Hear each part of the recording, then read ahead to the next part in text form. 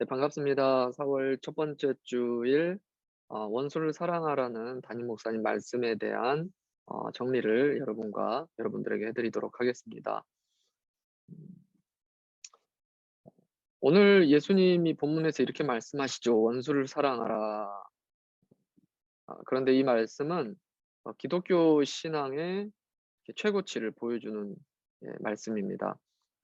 성경에서 우리에게 도전을 주는 말씀 중에 가장 강력한 말씀이지 않을까 싶고요. 또 받아들이기 힘든 말씀이지만 또 이것이야말로 복음의 진수를 드러내는 그 하나님이 주신 말씀이지 않을까 싶습니다. 또한 이 말씀 안에 하나님의 은혜가 비추어지는 또 그런 일이 있기를 소망합니다. 네 가지를 살펴보았죠. 첫 번째, 원수를 미워하는 인간의 악한 본성. 두 번째, 원수를 사랑하라는 예수님의 가르침. 세 번째, 원수를 사랑해야 하는 이유. 네 번째, 원수를 사랑할 수 있는 능력. 그중에 첫 번째는 원수를 미워하는 인간의 악한 본성입니다.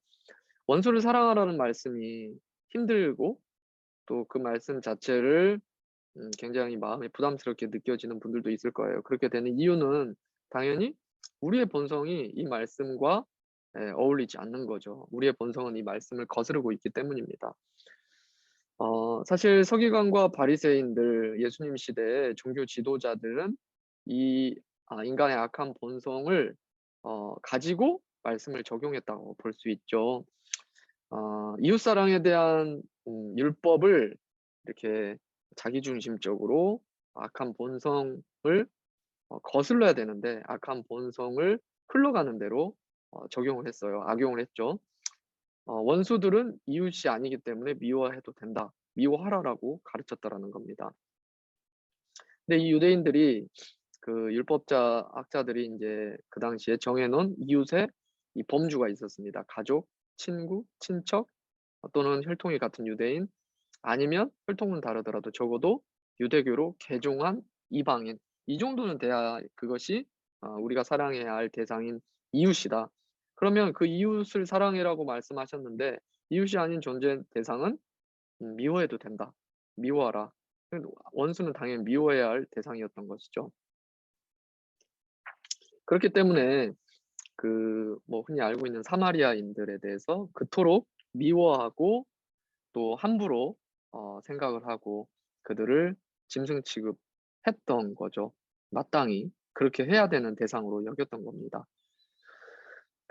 그런데 예수님은 그렇게 가르치지 않죠. 너희들은 그렇게 가르쳐 줬겠지만 그렇게 배웠겠지만 사실 율법은 원수를 사랑하라는 것을 의미한다라는 의미로 "원수를 사랑해라. 나는 너희들에게 그렇게 말하지 않는다. 원수를 사랑해라." 이렇게 말씀을 하시는 거죠. 그러니까 우리가 사랑해야 할 이웃 안에는 어 원수, 원수도 포함된다라는 말씀입니다.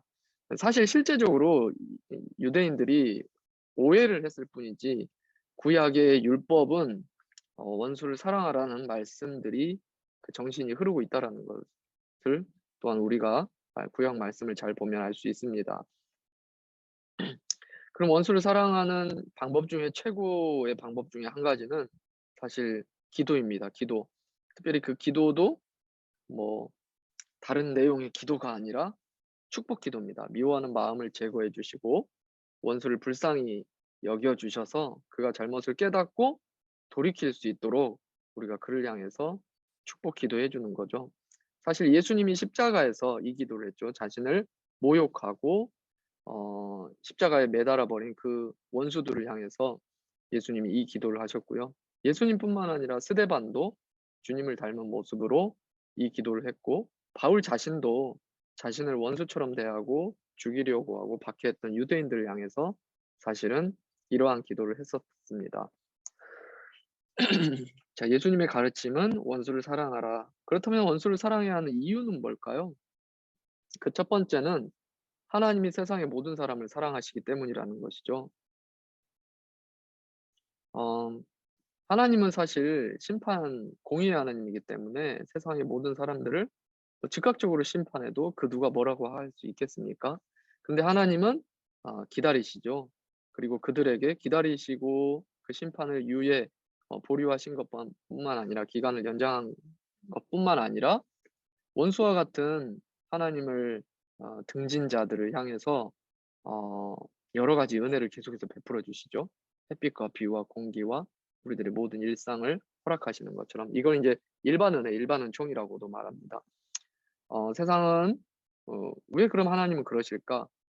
세상이 하나님 거이기 때문이죠.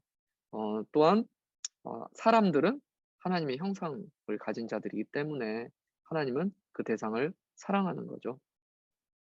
우리는 그렇다면 하나님의 자녀로서 음 하나님이 그렇게 대하시기 때문에 우리도 또한 그러한 사랑과 인내로 사람들을 대할 줄 알아야 된다라는 거죠. 심지어 원수일지라도 말이죠. 또 한 가지 이유, 우리가 원수를 사랑해야 하는 첫 번째는 하나님이 세상을 사랑하기 때문이고, 또 한 가지 이유는 하나님의 자녀는 믿지 않는 자들과 분명히 구별됨이 있어야 된다라는 거죠.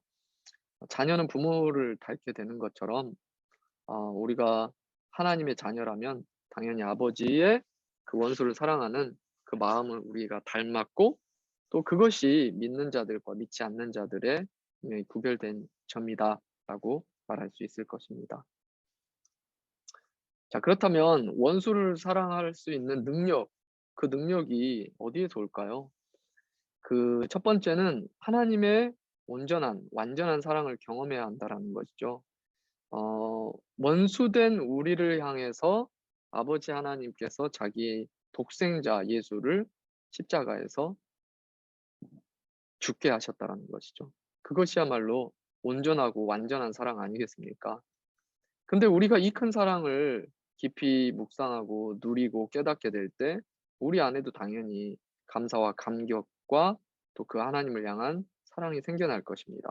그렇다면 당연히 하나님이 우리를 사랑하시기 하나님을 향한 우리의 사랑이 하나님이 우리를 향한 사랑 처럼 하나님을 우리가 사랑하게 된다면 당연히 하나님의 그 사랑의 마음을 우리도 따르게 된다라는 것이죠. 특별히 이것을 위해서 하나님께 우리는 기도해야 할 겁니다. 원수를 사랑할 수 없는 우리의 한계를 우리가 먼저 인정하고 "하나님, 저희 안에 선한 것이 없습니다."라고 인정하고, 또한 우리의 그런 원수를 미워하는 마음을 회개하고, 또 하나님께 긍휼한 마음을 달라고, 또 그 사랑의 마음을 달라고 기도해야죠. 그리고 이렇게 기도할 때 하나님의 은혜와 성령의 능력 가운데 우리의 이웃, 심지어 원수일지라도 사랑할 수 있는 힘을 우리가 얻게 된다라고 담임 목사님께서 말씀을 전해 주셨습니다. 여기까지가 담임 목사님 주일 설교에 대한 요약이었습니다.